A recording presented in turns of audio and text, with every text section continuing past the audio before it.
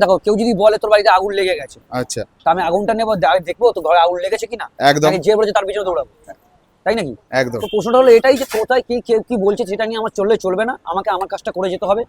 তো আমি পরোটা খাই। যারা যারা বলছো যে ফুড কালার আছে কি নেই, তাদেরকে আমার একটাই রিকোয়েস্ট, দাদা প্লিজ আগের দিন আমার ফ্ল্যাটে এসে থাকো, ভোরবেলা আমার সঙ্গে দোকানে আসো, মশলা কষানো থেকে আরম্ভ করে সবকিছু দেখো, দেখার পরে তারা বিবেচনা করে কমেন্ট করো।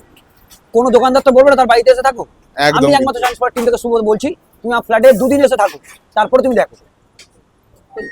মানে সকালবেলা এসে কিন্তু আগে চেক করতে পারো তোমরা যখন তরকারি রান্না করবে, এটা কিন্তু কোনো মানুষজন কিন্তু বা কোনো দোকানদার বলে না। আমি বলছি তুমি 2 দিন ধরে আসো, 2 দিন আমার বাড়িতে থাকো, আমি তোমাকে মাটন চিকেন যা খেতে চাইবে সব খাওয়াবো, প্লাস কলকাতা ঘুরে দেখাবো, একদম। ঠিক আছে? তারপরে তুমি আমার দোকানে আসো।